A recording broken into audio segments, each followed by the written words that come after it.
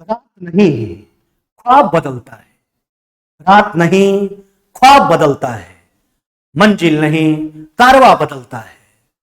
जज्बा रखो जीतने की, हां जज्बा रखो जीतने की, क्योंकि किस्मत बदले ना बदले पर वक्त जरूर बदलता है। किस्मत बदले ना बदले पर वक्त जरूर बदलता है। इसी के साथ मैं पुरुषोत्तम कुमार आप सभी के अपने YouTube चैनल स्टूडेंट डिलाइट में सभी लोगों का स्वागत करता हूं, हार्दिक अभिनंदन करता हूं। प्यारे दोस्तों, आज हम आपके लिए झारखंड एसएससी को ध्यान में रखते हुए मैथ्स का मॉक टेस्ट दूसरा लेकर आपके बीच आया हूं। चलते हैं आज के मॉक टेस्ट के प्रश्नों पर विचार करते हैं। आइए पहला प्रश्न का आगाज करते हैं। ध्यान दीजिएगा पहला प्रश्न पर क्या कहता है। देखिए मेरे भाई, कहता है परिवार के 5 सदस्यों की औसत आयु जो है वह 30 वर्ष है। जब 22 वर्ष का एक सदस्य जो है परिवार से चला जाता है तो औसत आयु क्या हो? पहले बेसिकली तरीका से सोचिए, परिवार में 5 सदस्य था मेरे भाई, उसका औसत आयु 30 है। अरे मेरे भाई, औसत को जोगफल में कन्वर्ट करने के लिए नंबर ऑफ क्वांटिटी से गुना किया जाता है। 5 का औसत 30 था, तब 5 का जोगफल कितना हो जाएगा मेरे भाई? 30 गुना 5 यानी 150 वर्ष। जब इसमें से 22 वर्ष का एक सदस्य चला गया, देखिए टोटल का उम्र हो गया 5 का, एगो 22 वर्ष वाला इसमें से घटा दीजिए, चला गया। अच्छा, तो अब जो बचा व्यक्ति है उस परिवार में, बचा जो सदस्य है उसकी आयु का जो हो गया, अरे भैया तो 5 गो में एगो चला गया सदस्य, तो बचा कितना? 4। तो इसी 4 का औसत अब आपको बताना है। देखिए 150 में से 22 चला गया मेरे भाई, तो यह हो जाएगा आपका 128 बटा कितना? 4, यानी कितना हो जाएगा मेरे भाई? यह हो जाएगा आपका 32 वर्ष। कितना हो जाएगा? 32 वर्ष। यही आपसे पूछा गया था कि 22 वर्ष वाले एक सदस्य के जाने के बाद परिवार का औसत आयु क्या होगा? तो 32 वर्ष होगा। यह देखिए बिल्कुल आसान तरीका हमने प्रोसेस बताया। अब एग्जाम में इससे भी आसानी से सोचना है, कैसे सोचेंगे आइए देखते हैं। अच्छा मेरे भाई, परिवार के 5 सदस्य का जो औसत था वह 30 वर्ष था, 22 वर्ष वाला जा रहा है। अच्छा सोचिए, सबका औसत 30 वर्ष से 30 वर्ष वाला जाता तो औसत में कोई परिवर्तन नहीं होता, लेकिन अगर ज्यादा लेके जाता तो औसत घटा देता सबका, कम लेके गया यानी औसत बढ़ जाएगा। देखिए सबका औसत कितना था? 30। अच्छा गया 22, यानी औसत से 8 कम लेके गया, तो 8 जो है कम लेके गया, तो 8 सब में बढ़ा दीजिए जो बचा हुआ है। चलिए 8 बढ़ा देंगे, बचा हुआ सदस्य कितना? 4। चलिए तो 8 बढ़ाएंगे चारों में, चलिए तो औसत में इसको कन्वर्ट कर लेंगे, तो 30 प्लस में 2 कितना हो जाएगा मेरे भाई? 32 वर्ष। यानी एक सदस्य के जाने के बाद परिवार में बचे 4 सदस्यों का जो औसत आयु है मेरे भाई वह 32 वर्ष है। ऑप्शन नंबर डी आपका राइट आंसर है मेरे भाई। चलिए यह था आपका पहला प्रश्न। चलते हैं प्रश्न संख्या दूसरा की ओर, है ना। आइए, कहता है ए बी और सी जो है 2:3:5 के अनुपात में पूंजी का निवेश किया और उसके निवेश के समय का अनुपात 4:5:6 है। तीनों के लाभ का अनुपात। भैया मेरे पार्टनरशिप आपको बताए भी है, साझेदारी में, है ना। लाभ को हम बांटते कैसे हैं? पूंजी गुना समय के आधार पर, यानी प्रॉफिट जो बढ़ता है वह इन्वेस्टमेंट इनटू टाइम के रेशियो में बढ़ता है। जो व्यक्ति जितना पूंजी का निवेश करेगा, जितना समय के लिए निवेश करेगा, वही हिसाब से उसको लाभ दिया जाता है। अच्छा तो आपसे पूछा गया प्रॉफिट का रेशियो, तो प्रॉफिट का रेशियो कैसे बढ़ेगा? इन्वेस्टमेंट इनटू टाइम, कुछ नहीं करना है, पूंजी के अनुपात में समय के अनुपात से गुना कर लीजिए। चलिए ए का पूंजी 2 यूनिट, समय 4, 2 चौक कितना हो गया मेरे भाई? 8। अच्छा बी का पूंजी 3, समय 5, 3 5 कितना हो गया मेरे भाई? 15। अच्छा सी का पूंजी 5, समय कितना? 6, 5 6 कितना हो गया मेरे भाई? 30। यही तो है तीनों के प्रॉफिट के बीच का रेशियो। हमने क्या बोला? पार्टनरशिप में मेरे भाई प्रॉफिट को कैसे बांटते हैं? इन्वेस्टमेंट इनटू टाइम के रेशियो में, है ना, यानी पूंजी गुना समय के आधार पर।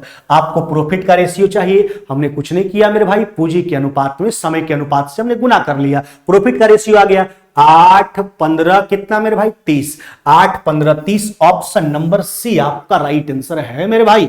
चलिए अगला प्रश्न पर आते हैं, प्रश्न संख्या तीसरा। अच्छा तीसरा देखिए क्या कहता है। कहता ए बी और सी तीनों मिलकर जो एक कार्य को 10 दिन में, ध्यान दीजिएगा, ए बी और सी जो है मेरे भाई तीनों मिलकर जो है काम को कितना दिन में पूरा करता? 10 दिन में। कहता क्या है? तीनों ने मिलकर 4 दिन काम किया। अरे भैया करवा लो 4 दिन काम। अच्छा 4 दिन काम करवाओगे तो कितना काम करेगा? एक दिन का काम 10 दिन में पूरा काम, एक दिन में 1/10, 4 दिन में मेरे भाई 4/10। चलिए बचा काम निकाल लीजिए कितना है। दो तीनों के 4 दिन काम करने के बाद बचा काम कितना? तो एक में से घटा लिए, चलिए घटा लीजिए, 2 बटा कितना 5 घट गया, यानी कितना हो गया आपका 3/5 भाग काम शेष बचा। अब क्या कहता यह सुनिए, कहता शेष कार्य को बी और सी मिलकर 10 दिन में पूरा करता। नहीं, चलिए शेष काम को कौन किया? बी और सी। कई दिन में करता है? 10 दिन में। नहीं, अच्छा 10 दिन में जो बी और सी काम करता है वो कितना काम करता है? शेष काम 3/5 भाग काम। अरे भैया 3/5 भाग काम 10 दिन में करता है तो ये दोनों मिलकर पूरा के लिए तो ज्यादा समय लेगा, तो उल्टा गुना कर लीजिए 5/3 से, यहां से पूरा कार्य जुम करेंगे। चलिए भिन्न का एलसीएम कैसे निकालते हैं? ऊपर का ल स नीचे का म स। 10-50 का एलसीएम कितना हो जाएगा मेरे भाई? 50 है ना, जबकि नीचे 1 और 3 का म स कितना? 1 हो जाएगा। चलिए एफिशिएंसी सोचिए, है ना, तीनों मिलकर 10 दिन में 50, एक दिन में कितना करेगा? 5। देखिए दोनों मिलकर 50/3 दिन में 50, एक दिन में कितना करेगा? तो 3, है ना। चलिए अब हमसे कहता क्या है? कहता ए अकेले इस काम को कितना दिन में पूरा करेगा? तो पूरे कार्य में एक एफिशिएंसी से डिवाइड करेंगे। एक एफिशिएंसी कैसे निकालेंगे? तो तीनों के एफिशिएंसी में, ए बी सी के एफिशिएंसी में बी और सी का एफिशिएंसी घटा लीजिए, तो 5 में से 3 गया, कितना मेरे भाई? 2। यानी ए अकेले जो है इस काम को कितना दिन में पूरा करेगा मेरे भाई? तो 25 दिनों में पूरा करेगा। कितना दिन में? 25 दिनों में पूरा करेगा। ए जो है अकेले उस काम को कितना दिन में करेगा? 25 दिन में पूरा करेगा ना। ऑप्शन नंबर सी आपका राइट आंसर होगा मेरे भाई, सी नंबर, है ना। चलिए एफिशिएंसी क्या होता है हम बार बार डिस्कस करते हैं। एफिशिएंसी जो होता है वह किसी भी व्यक्ति के द्वारा एक दिन में किया गया कार्य हुआ करता है। आगे बढ़ते हैं प्रश्न संख्या 4 की ओर। अब देखिए 4 क्या कहता है मेरे भाई? कहता है किसी वस्तु के अंकित मूल्य जो है 900 रुपया पर, इस पर 8% और 8% के 2 क्रमवार बट्टे दिए जाते हैं। क्रमवार बट्टा, क्रमिक छूट, सक्सेसिव डिस्काउंट हम पहले भी चर्चा किए हैं। सक्सेसिव डिस्काउंट का मतलब होता है एक डिस्काउंट देने के बाद जो कीमत बचता है उस पर अगला डिस्काउंट देना ही सक्सेसिव डिस्काउंट कहलाता है। चलिए तो 2 क्रमिक छूट के समतुल्य पहले एकल छूट निकालते हैं। कैसे निकालते हैं? x + y माइनस में मेरे भाई x/y 100, यह 2 क्रमिक छूट के समतुल्य एकल छूट निकालने का फॉर्मेट है। चलिए हो जाएगा 8 × 8 बटा कितना हो गया मेरे भाई? 8 × 8 बटा कितना हो गया आपका? 100। चलिए अब देखिए ना 16 में से घटा लीजिए, है ना, 0.64, यानी कितना हो जाएगा आपका? 15.36%। यानी कहने का मतलब कि 8-8% के 2 क्रमिक छूट का मतलब कितना हुआ? 15.36%। अब क्या कहता है? कहता है यदि इन 2 क्रमवार बट्टों के स्थान पर विक्रेता 16% का एक मात्र बट्टा दे तो उसे कितने रुपए का लाभ होगा? कहने का मतलब पहले देता था 15.36% का छूट विक्रेता, अब दे रहा है 16% का छूट। अच्छा एक बात बताइए, अगर छूट बढ़ेगा तो लाभ किसको होगा? खरीदार को। लाभ किसको होने वाला? खरीदार को। लेकिन अगर छूट, अगर बाय द चांस अपने ऊपर सोच के देखते हैं, अपने ऊपर सोच के आप भी देखिए, अगर हम विक्रेता हैं डिस्काउंट ज्यादा देंगे तो खरीदने वाला को फायदा होगा। अरे हमको तो घटा होगा भाई पहले के अपेक्षा। तो देखिए डिस्काउंट से डिस्काउंट बढ़ेगा तो उस स्थिति में विक्रेता को जो है हानि होगा, खरीदार को लाभ होगा। चलिए देखिए डिस्काउंट पहले देता था 15.36%, जबकि अब 16% कर दिया, डिस्काउंट बढ़ा तो फायदा होगा खरीदार को, जबकि विक्रेता को हानि होगा। क्या होगा? हानि होगा इन परिस्थितियों के कारण। वही हानि का मान बताना है। हानि कितना का हो रहा है? 0.64% का। निकाल लीजिए। चलिए 900 का निकाल लेते हैं 0.64% मेरे भाई, है ना। चलिए 2 शून्य से काट करके हटा लीजिए, 9 से गुना कर लीजिए, है ना। तो यह कितना हो जाएगा आपका? यह हो जाएगा 5 दशमलव कितना मेरे भाई? 700 रुपया। कितना? 5.76 रुपया का हानि होगा, हानि, है ना, 5.76 रुपया का हानि। चलिए यही है ऑप्शन नंबर बी आपका राइट आंसर है। इसलिए इस बात को बिल्कुल माइंड के जेहन में बैठा लेना है कि डिस्काउंट बढ़ेगा, खरीदार को लाभ होगा, जबकि बेचने वाला को पहले के अपेक्षा हानि हो जाएगा, है ना, इस परिस्थिति के कारण। चलिए आगे बढ़ जाते हैं प्रश्न संख्या 5 की ओर आइए। देखिए क्या कहता है? 16 मीटर लंबा 11 मीटर चौड़ा एक मैदान के बाहर की ओर। देखिए एक मैदान है, समझिए बात को, जो 16 मीटर लंबा है मेरे भाई और 11 मीटर क्या है, चौड़ा है। यही है ना मेरे भाई, यह 16 मीटर लंबा है, 11 मीटर क्या है, चौड़ा है। अब क्या कहता है, कहता बाहर की ओर 1 मीटर चौड़ा। देखिए इसके चारों तरफ बाहर की ओर जो है 1 मीटर चौड़ा रास्ता बना दीजिए। इसके चारों तरफ जो है बाहर की ओर जो है 1 मीटर चौड़ा रास्ता बना दीजिए। यह रास्ता का चौड़ाई जो है कितना है, 1 मीटर है। नहीं, ये देखिए 16 मीटर लंबा था, 11 मीटर चौड़ा था, रास्ता का चौड़ाई 1 मीटर है। अच्छा सोचिए जो बड़ा वाला आयत बना उसका डायमेंशन सोचिए, उसका लंबाई देखिए 1 मीटर इधर बढ़ा, 1 मीटर इधर बढ़ा, तो इस 16 दो कितना हो गया मेरे भाई, 18। अच्छा चौड़ाई कितना बढ़ेगा, ऊपर भी 1 नीचे भी 1, 2 बढ़ा दीजिए तो यह हो जाएगा 11 और 2 कितना हो गया आपका मेरे भाई, यह हो गया आपका कितना, 13। नहीं 11 2 कितना हो गया आपका मेरे भाई, 13। अब हमसे क्या कहता है, कहता है वह रास्ते का कुल क्षेत्रफल, यह जो रास्ता दिख रहा है ना, यह रास्ता का क्षेत्रफल आपको जो है कि बताना है। तो क्या करेंगे, बड़ा वाला आयत के क्षेत्रफल में छोटा वाला आयत के क्षेत्रफल घटाएंगे। अच्छा बड़ा वाला आयत का क्षेत्रफल क्या हो जाएगा, 18 गुना कितना मेरे भाई, यह हो जाएगा आपका 13। जबकि छोटा वाला का कितना हो जाएगा मेरे भाई, यह हो जाएगा आपका 16 गुना कितना हो जाएगा आपका 11। चलिए कैलकुलेट कर लेते हैं, देखिए ना मेरे भाई, तो यह हो जाएगा 18 गुना 13 180 और कितना मेरे भाई 54, यानी कितना हो जाएगा आपका 180 और 54 यानी कितना 234, माइनस में यह कितना हो जाएगा आपका, यह हो जाएगा 176। नहीं तो 24 और 34 कितना हो गया मेरे भाई, यह हो जाएगा 58। कितना 24 और 34 हो गया आपका 58 वर्ग मीटर। कितना 58 वर्ग मीटर मेरे भाई, क्या हो जाएगा 58 वर्ग मीटर। फिर से एक बार हम चर्चा कर देते हैं। देखिए एक जो है मैदान था 16 मीटर लंबा था, 11 मीटर चौड़ा था, यही मैदान था। इसके बाहर चारों तरफ 1 मीटर चौड़ा रास्ता बना दिया गया। देखिए तो बड़ा वाला जो आयत यहां दिखा उसके लंबाई चौड़ाई पर हमने विचार किया, लंबाई 1 दोनों तरफ से बढ़ गया, लंबाई हो गया 18, चौड़ाई भी 1 दोनों तरफ से बढ़ गया, 11 2 हो गया 13। अब रास्ता का क्षेत्रफल निकालने के लिए क्या करेंगे मेरे भाई, क्या करोगे आप, तो कुछ नहीं करना है बड़े मेरे भाई, है ना, बड़ा वाला आयत के क्षेत्रफल में छोटा वाला आयत के क्षेत्रफल को घटा देना है। चलिए तो 18 गुना 13 माइनस में 16 गुना 11, 18 गुना 13 234 माइनस में 176, 58 वर्ग मीटर। देखिए दोनों ऑप्शन में वही चीज है, इसलिए ए और बी दोनों हो जाएगा। यहां पर एरर है, कोई एक ऑप्शन में 58 वर्ग मीटर होना चाहिए मेरे भाई, यानी आपका रिजल्ट 58 वर्ग मीटर होगा। चलिए अगला प्रश्न पर आ जाते हैं, प्रश्न संख्या 6। कहता महिमा को अपनी सामान्य चाल से, सामान्य से 12 मिनट देरी से प्रारंभ करने के कारण, यानी जिस समय पर उसको यात्रा प्रारंभ करना था 12 मिनट देरी से यात्रा प्रारंभ करने के कारण, है ना, गंतव्य पर समय से पहुंचने के लिए 45 की अपेक्षा जो है 54 के स्पीड से जाना पड़ता है। यानी कहने का मतलब मेरे भाई, महिमा का वास्तविक स्पीड कितना था, 45 किलोमीटर प्रति घंटा किसी गंतव्य स्थान तक जाने के लिए, लेकिन वह 12 मिनट विलंब से घर से चली और समय पर पहुंचना चाहती है, तो उसके लिए उसका स्पीड कितना करना पड़ रहा है, 54 किलोमीटर प्रति घंटा। अरे भैया डिस्टेंस कांस्टेंट है, स्पीड का रेशियो कैसा दिख रहा है, 9 5 45 9 6 54। नहीं, अच्छा यह स्पीड का रेशियो है, डिस्टेंस कांस्टेंट होगा तो स्पीड और टाइम एक दूसरे का इनवर्सली प्रोपोर्शनल हो जाएगा।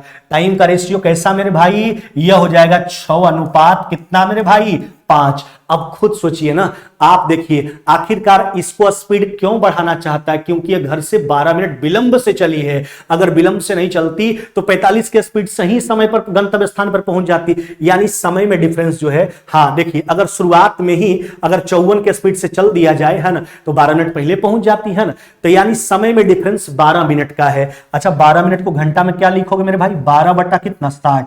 ये देखिए दोनों स्थिति के समय का डिफरेंस है, और मेरे हिसाब से समय में डिफरेंस 1 यूनिट का है। देखिए दोनों स्थिति में से किसी एक स्थिति का समय निकालिए। अगर पहला स्थिति का 1 यूनिट का मान यह था, 6 यूनिट निकाल लीजिए। किसी एक स्थिति का समय निकालिए, जिस स्थिति का समय निकालोगे उसी के चाल में आपको गुना करना पड़ेगा। चलिए 45 से गुना कर लीजिए, यही तो है मेरे भाई, है ना। चलिए 15 से 3 बार में यह कट गया, 4 बार में, है ना, 4 से काट लीजिए कितना बार में, 3 बार में, है ना। 9 6 कितना हो जाएगा मेरे भाई, यह हो जाएगा 54 किलोमीटर। कितना मेरे भाई, 54 किलोमीटर हो जाएगा। आपसे यही पूछा गया था, है ना, कि उस यानी उस महिमा के द्वारा जो है कितनी दूरी तय की गई, यात्रा के दौरान तय की गई दूरी पूछा गया महिमा के द्वारा, तो 54 किलोमीटर। कितना, 54 किलोमीटर। बस कुछ नहीं करना है, आप जिस भी स्थिति का समय निकालोगे, अभी हम पहला स्थिति का समय निकाले हैं तो पहला चाल में गुना करके दूरी फाइंड किए। अगर दूसरा स्थिति का समय निकालते आप तो दूसरा चाल यानी 54 से गुना करके दूरी आपको निकालना पड़ता। दोनों स्थिति में उत्तर वही आएगा, उत्तर में कोई परिवर्तन नहीं होगा। चलिए आ जाइए प्रश्न संख्या 7 की ओर। देखिए क्या कहता है, चावल के मूल्य में 20% की गिरावट हो जाने पर जो है, एक बार थोड़ा सा मेरे लिए गौर फरमाइएगा। अगर आपको वीडियो मेरा बढ़िया लगता है तो वीडियो को जरूर आप लोग लाइक कीजिएगा, शेयर कीजिए और कमेंट करके बताइए कि कैसा लगा मेरा वीडियो, है ना। और मेरे बताने का तरकीब आपको कैसा लगता है। अगर हम में थोड़ा बहुत कमी होगा तो उसको सुधार करने का और भी प्रयास करेंगे हम, और एकदम बिल्कुल बेहतर बन करके और आपको बेहतर देने का प्रयास करेंगे, है ना। और जो भी बच्चे मेरे भाई मेरे बहन है ना चैनल पे नए हैं, चैनल को जरूर सब्सक्राइब कीजिए, है ना, जरूर सब्सक्राइब कीजिए और बेल आइकन को भी दबाना मत भूलिए। बेल आइकन को दबा करके रखिए ताकि जब भी हमारा वीडियो अपलोड हो, चाहे हम लाइव आए, तो सबसे पहले नोटिफिकेशन आपके पास पहुंच जाए और आप जो है इस फायदेमंद चीज का मजा उठा सके, ताकि आपको एग्जाम में भी जो है एकदम बिल्कुल मजा आए, है ना। चलिए आइए प्रश्न संख्या 7 पर। कहता चावल के मूल्य में 20% की गिरावट हो जाने पर जो है ना, एक आदमी 77 रुपया में 3.5 किलो चावल अधिक खरीदता। अरे भैया अपने ऊपर ले जाओ प्रश्न को। 77 रुपया लेके हम कंटिन्यूटी मार्केट जाया करते थे, उसके बदले हमको चावल का कुछ ना कुछ मात्रा दिया जाता था। लेकिन जब एक दिन गए तो दुकानदारवा बोला आज कीमतवा घट गया है जी, इसके कारण आपको जितना चावल मिलता था उससे 3.5 किलो चावल ज्यादा मिल जाएगा आपको। अरे भैया वही पैसा हमको 3.5 किलो चावल ज्यादा मिल रहा है, उसका कारण क्या है? कीमत में 20% का कमी, है ना। यानी समझिए 77 का जो 20% है ना मेरे भाई, 77 का जो 20% है वह वर्तमान में 3.5 किलो का कीमत है। 1 किलो का निकालने के लिए 3.5 से डिवाइड कर लीजिए। चलिए यह तो इसका वर्तमान कीमत है। वर्तमान कीमत कहने का मतलब घटा हुआ कीमत, क्योंकि कीमत में वर्तमान में कमी आया है। आपसे कहता है वास्तविक मूल्य। अरे भैया कीमत में भी गिरावट नहीं हुआ है, कमी नहीं हुआ है, तो पहले का कीमत तो ज्यादा ना होगा। 20% कमी को फ्रैक्शन में क्या लिखोगे? 80/100। लेकिन पहले का कीमत ज्यादा, उल्टा गुना कर लीजिए 100/80 से मेरे भाई, ये इसका वास्तविक कीमत है। एक 0 से दशमलव हटा लीजिए। चलिए 7 से काट लेंगे 11 बार में, यह कट गया आपका 5 बार में, नहीं यहां 100 से 100 उड़ा दीजिए। यह देखिए 5 से कट गया आपका कितना बार में? 4 बार में, और 4 से कट जाएगा 2 बार में, यानी 11/2। 11/2 मेरे भाई, यानी 5.5 रुपए है ना प्रति किलोग्राम। 5.5 रुपए प्रति किलोग्राम मेरे भाई, है ना। 5.5 रुपए प्रति किलोग्राम, यही उसका वास्तविक कीमत था, प्रारंभिक कीमत था। ऑप्शन नंबर डी, कमी होने से पहले। चलिए आगे आ जाइए, प्रश्न संख्या 8 की ओर चलते हैं। देखिए क्या कहता है। कहता है एक निश्चित धनराशि साधारण ब्याज की दर पर जो है 20% वार्षिक ब्याज की दर से 5 गुना हो जाता है ना। आपसे समय अवधि पूछा। अरे मेरे भाई बिल्कुल आसान सा बात है, एकदम लॉजिक लगाइए और समझ के बनाइए, रटना फटना कुछ नहीं है। अगर मूलधन को 1 रुपया मानोगे मेरे भाई, है ना, अच्छा 20% की दर से राशि 5 गुना हो जाता है। हो जाने का बात करें, बन जाने का बात करें, बात एक्चुअली मिश्रधन का होता है, अमाउंट का। अगर 1 रुपया मूलधन मानोगे मेरे भाई तो 5 रुपया मिश्रधन, यानी 4 रुपया ब्याज है। किसका? 1 रुपया का। किस दर प्रतिशत से?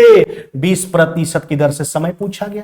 निकाल लीजिए 20 से 5 बार में, यानी समय कितना हो जाएगा मेरे भाई? समय हो जाएगा आपका 20 वर्ष। समय कितना हो जाएगा आपका? 20 वर्ष मेरे भाई। यही है, बिल्कुल प्रोसेस के तहत जाइए, आसानी से चुटकी में सोल्व करके निकल जाइए। 20 वर्ष, ऑप्शन नंबर बी मेरे भाई, है ना, बी हो जाएगा 20 वर्ष। आगे आ जाते हैं प्रश्न संख्या 9 की ओर। देखिए क्या कहता है। शांत जल में एक मोटर बोट की चाल। चलिए बोट की चाल कितना है मेरे भाई? बोट का चाल जो है वह 45 किलोमीटर प्रति घंटा है। जबकि आगे क्या कहता है, यह सुनिए, यदि मोटर बोट धारा की दिशा में 80 किलोमीटर की दूरी 1 घंटा 20 मिनट में तय करती है। धारा की दिशा में इससे कौन स्पीड निकलेगा? Down stream. धारा की दिशा को क्या कहते हैं? अनुकूल चाल या धारा की दिशा में चाल, इसको अंग्रेजी में डाउन स्ट्रीम कहा जाता है। 80 किलोमीटर का दूरी जो है मेरे भाई 1 घंटा 20 यानी 80 मिनट में। चलिए 80 किलोमीटर का दूरी 80 मिनट में घंटा में बदलने के लिए 60 से डिवाइड कर लीजिए। यही तो है मेरे भाई, काट लीजिए। डाउन स्ट्रीम कितना हो गया?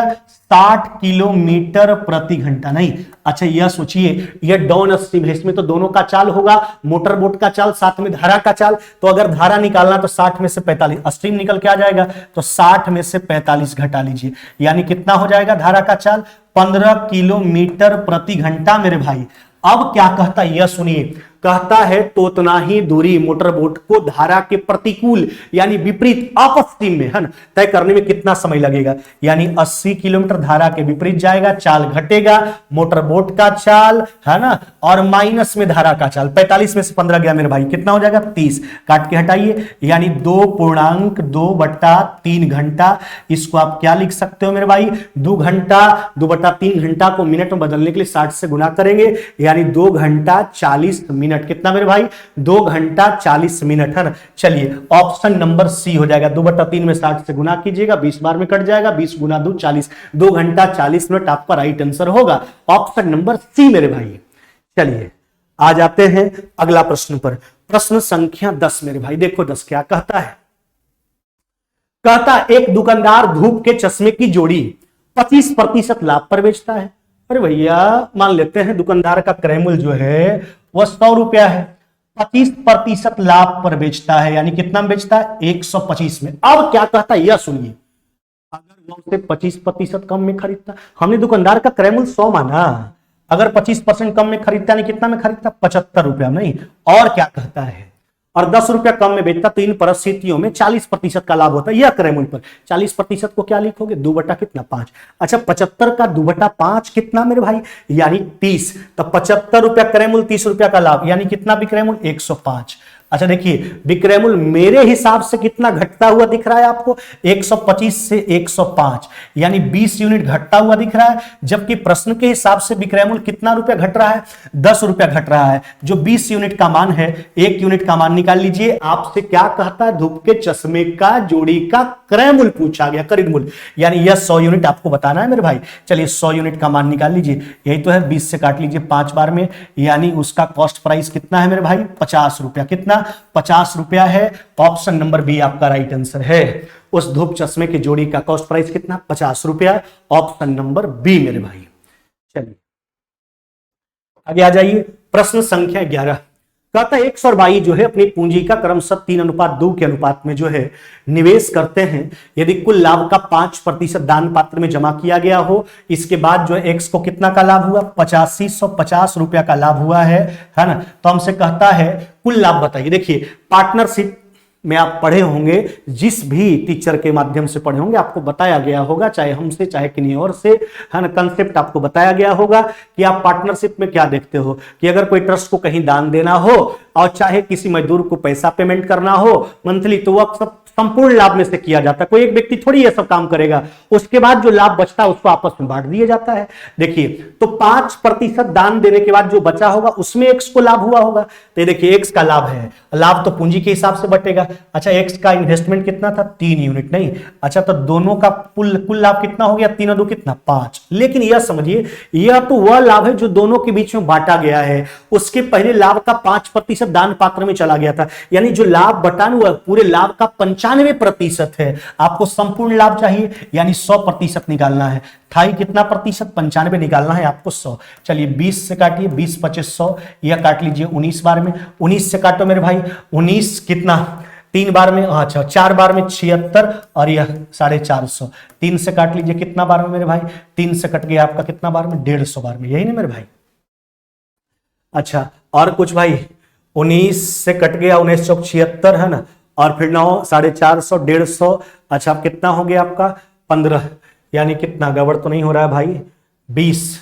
100% आपसे पूरा लाभ पूछा, 20 25 100, 19 25 कितना हो गया आपका 95, है ना। 19 से काटा हमने, 19 चौक 76, है ना, 19 25 95, 450, 150 बार में कटा, है ना। ठीक है भाई मेरे, 150 गुना 100 यानी कितना हो जाएगा मेरे भाई, यह हो जाएगा 15,000। बिल्कुल सही है मेरे भाई, 15,000 रुपया हो जाएगा, है ना। चलिए 15,000 ऑप्शन नंबर बी हो जाएगा। संपूर्ण लाभ आपसे पूछा गया था, फिर से एक बार गौर फरमा लीजिए, ध्यान दीजिएगा मेरे भाई। देखिए एक्स को जो लाभ हुआ है वो 8550 रुपया का हुआ। अच्छा एक्स का लाभ कितना यूनिट है मेरे भाई, 3 यूनिट। तो पहले दोनों का लाभ निकाल लिए 5 यूनिट। यह जो लाभ है 5% दान देने के बाद यानी 95% का मान था, 100% आपको निकालना, यानी 15,000 संपूर्ण लाभ आपसे पूछा गया था, 15,000 हो जाएगा। चलिए अगला प्रश्न पर आ जाते हैं, प्रश्न संख्या 12 कहता है एक समबाहुभुज का, ध्यान दीजिएगा, एक समबाहुभुज का बाह्य कोण जो है 72 डिग्री है, तदनुसार उसके सभी अंतः कोणों का कुल योग पूछा गया। अरे भैया मेरे समबाहुभुज हम चर्चा कल भी किए हैं आपके साथ। समबाहुभुज रेगुलर पॉलीगन, इसको नियमित बहुभुज भी कहा जाता है। वैसा बहुभुज जिसका प्रत्येक भुजा तथा प्रत्येक कोण आपस में बराबर हो, इसी को समबाहुभुज कहा जाता है। अंग्रेजी में इसको रेगुलर पॉलीगन कहा जाता है। कहता है इसका प्रत्येक बाह्य कोण 72 है मेरे भाई। सभी बाह्य कोणों का योग बहुभुज का कितना होता है 360। इसका एक बाह्य कोण का मान 72 है, यानी 5 गो कोण तो 5 गो भुजा, यानी इस बहुभुज भुजाओं का संख्या कितना हुआ 5। सभी अंतः कोणों का योग, किसी बहुभुज के सभी अंतः कोणों का योग क्या होता है 2n-4 समकोण या n-2 संपूरक। चलिए तो n-2 संपूरक लगा दीजिए, है ना मेरे भाई। तो यह हो जाएगा 180 गुना 3, यानी कितना हो जाएगा मेरे भाई, यह हो जाएगा 540 डिग्री। कितना मेरे भाई 540 डिग्री, है ना। ऑप्शन नंबर डी मेरे भाई क्या हो जाएगा 540 डिग्री आपका राइट आंसर है। पहले सभी भुजाओं का संख्या निकाल लीजिए, कितना भुजा है इस बहुभुज में 5। सभी अंतः कोणों का योग 2n-4 समकोण या n-2 संपूरक। आ जाइए अगला प्रश्न पर, प्रश्न संख्या 13। यदि किसी राशि पर 3 वर्ष के लिए साधारण ब्याज 225 और 2 वर्ष का चक्रवृद्धि ब्याज वही राशि पर 153। चलिए एक तरफ साधारण ब्याज को लिखिए और एक तरफ चक्रवृद्धि ब्याज को लिखिए। अरे भैया 3 साल का साधारण ब्याज 225 है, जबकि वही राशि पर 2 साल का चक्रवृद्धि ब्याज 153।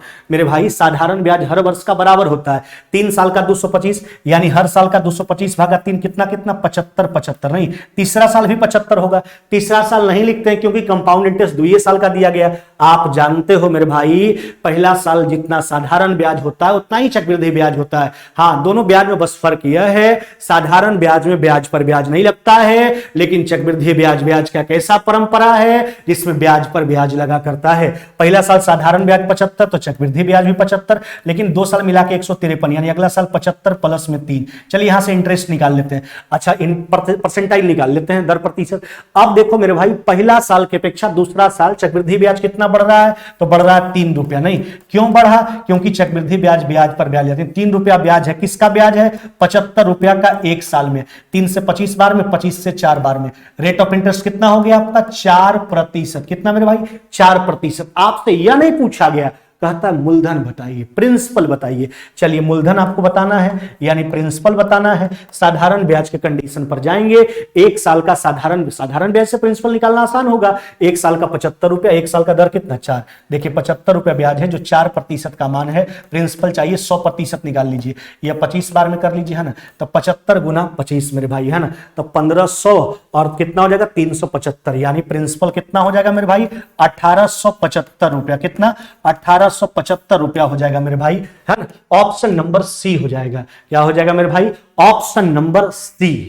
चलिए आगे आ जाते हैं प्रश्न संख्या 14 की ओर। कहता 21,600 के ऐसे कितने फैक्टर हैं जो कि परफेक्ट स्क्वायर हैं, है ना। देखिए इस बार भी यह प्रश्न एनटीपीसी में पूछा गया था। देखिए अब सबसे पहली बात फैक्टर संबंधित जब भी प्रश्न आता है तो इसका प्राइम फैक्टर्स कर लेते हैं, इसको अभाज्य संख्या के पावर के रूप में लिखते हैं। अरे भैया तो इसको क्या लिखेंगे 216 को 6 का क्यूब यानी 2 का क्यूब 3 का क्यूब, और 2 गो 0 के लिए 2 का स्क्वायर और 5 का स्क्वायर। तो 2 गो 3 गो 2 इसमें और 2 गो इसमें, तो 2 पर पावर 5, 3 पर पावर 3 और 5 पर पावर कितना हुआ 2। हमने इसका प्राइम फैक्टरेशन कर लिया, यानी इसका अभाज्य गुणनखंड कर लिया, इसको अभाज्य संख्या के पावर के रूप में लिख लिया। 2 का क्यूब 3 का क्यूब 2 का स्क्वायर, यानी 2 पर पावर 5, 3 का क्यूब 5 पर पावर 2। चलिए अब सबका सोचिए, इसका केवल परफेक्ट स्क्वायर फैक्टर सोचिए, तो 2 पर पावर 0 परफेक्ट स्क्वायर फैक्टर, 2 पर पावर 2 और इसका 2 पर पावर 4, 3 परफेक्ट स्क्वायर फैक्टर इसका हुआ। इसका सोचिए 3 पर पावर 0, 3 पर पावर 2, इसका सोचिए 5 पर पावर 0 और 5 पर पावर कितना मेरे भाई 2।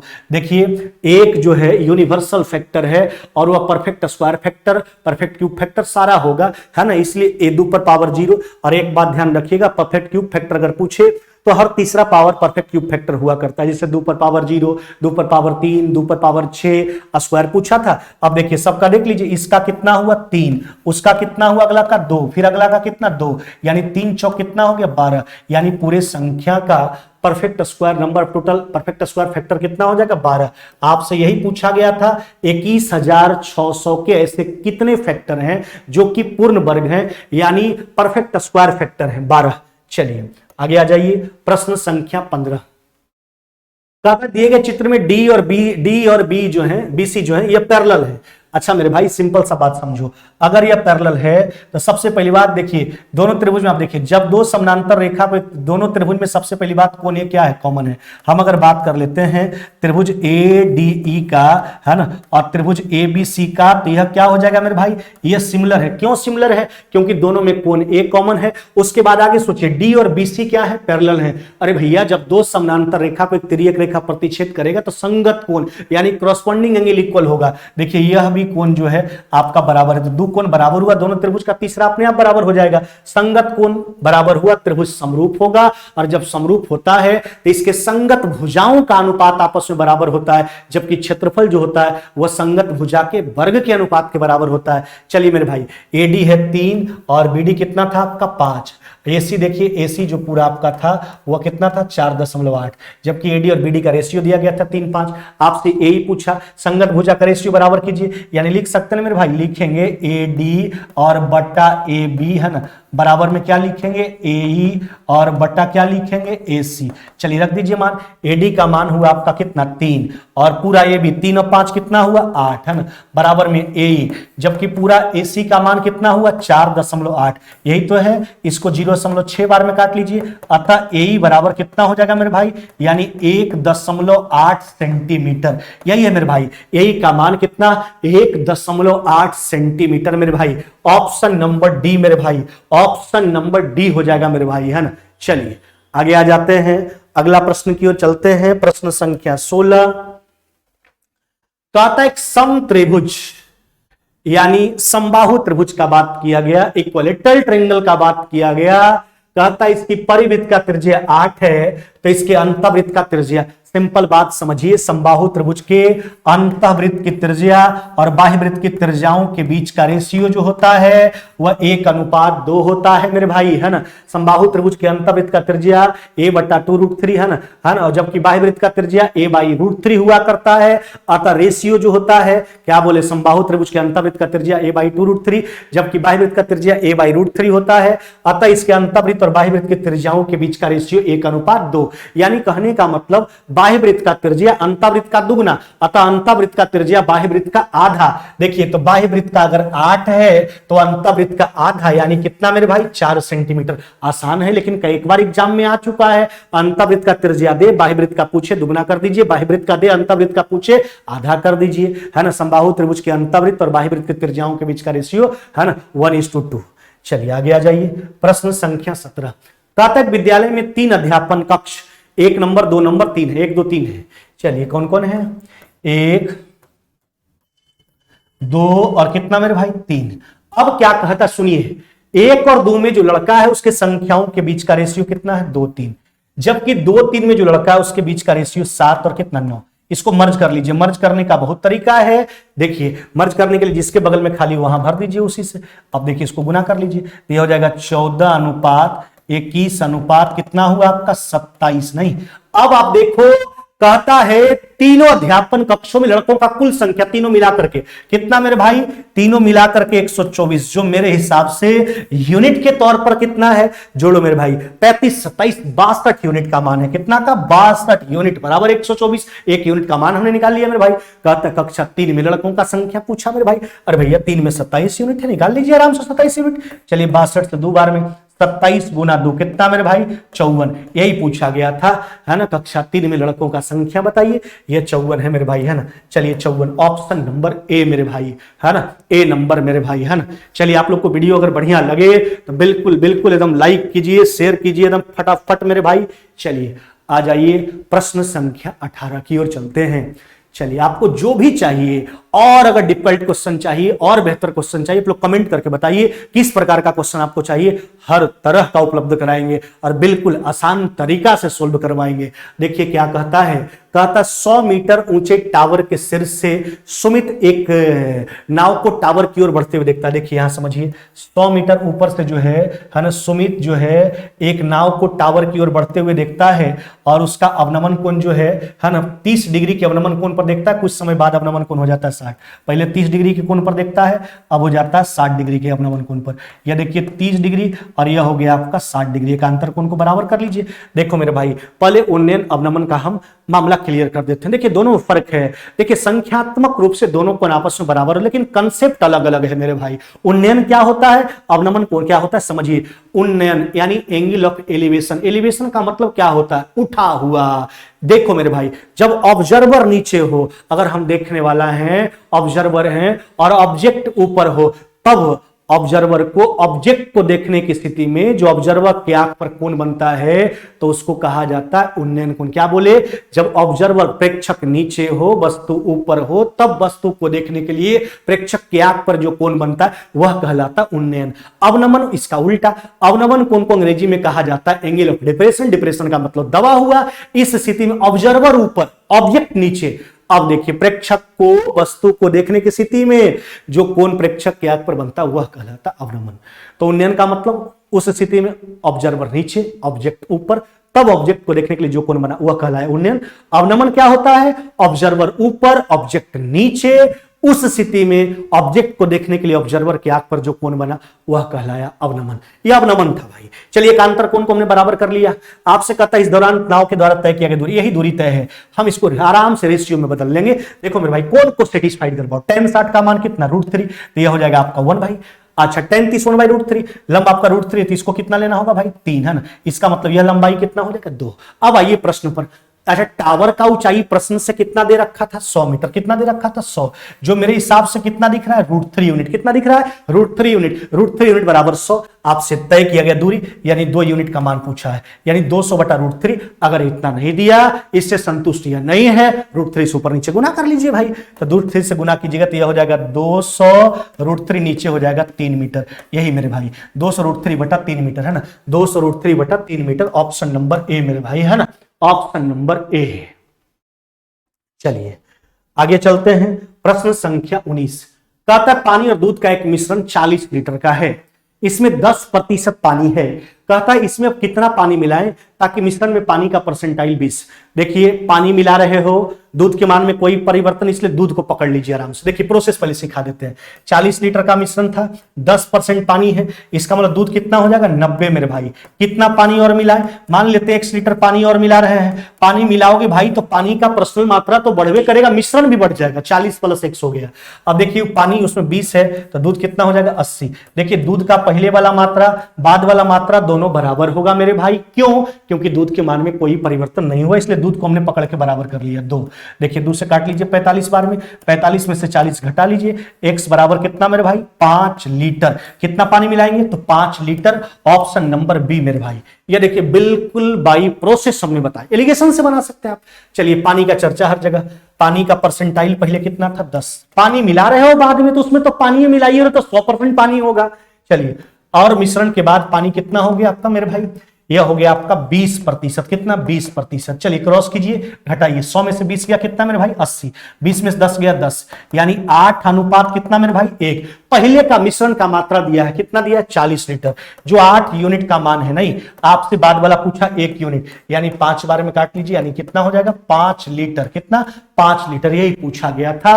अतः आपका उत्तर हो जाएगा 5 लीटर। जैसे मर्जी वैसे प्रश्न को ले जाइए, है ना। चलिए आगे आते हैं मेरे भाई, और अब समापन की ओर चलते हैं।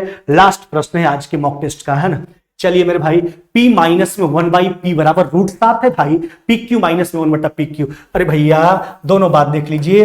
अगर आपको XQ + 1/XQ पूछे, याद रखना x + 1/x का होल क्यूब, है ना, प्लस है तो -3 × x + 1/x, है ना। जबकि अगर आपसे पूछे XQ माइनस में 1/XQ, याद रखना x माइनस में 1/x का होल क्यूब, माइनस है तो +3 × x - 1/x। चलिए यही मेरे भाई, तो लगा दीजिए। PQ माइनस में 1/PQ पूछा, कुछ मत कीजिए, P माइनस 1/P का होल क्यूब, यानी √7 का क्यूब मेरे भाई, माइनस है तो +3 × P माइनस, यानी √7। देखिए इसका क्यूब करोगे तो यह हो जाएगा 7√7, और यह हुआ 3√7। अरे भैया 7√7 3√7, यानी कै √7, 10√7 मेरे भाई। क्या, 10√7, ऑप्शन नंबर डी मेरे भाई, है ना, 10√7, है ना, ऑप्शन नंबर डी हो जाएगा। याद रखिएगा एक्स क्यूब प्लस 1 बटा एक्स क्यूब बराबर एक्स प्लस 1 बटा एक्स का होल क्यूब प्लस है तो -3 इंटू एक्स प्लस 1 बटा एक्स, जबकि एक्स क्यूब माइनस 1 बटा एक्स क्यूब बराबर एक्स माइनस 1 बटा एक्स का होल क्यूब माइनस है तो +3 इंटू एक्स माइनस में 1 बटा एक्स। एकदम बिल्कुल ये सब रट जाइए, है ना। कोई भी प्रश्न आए आप चुटकी में सोल्व कीजिए, है ना। चलिए आज का समापन तो हम यही करते हैं वीडियो का।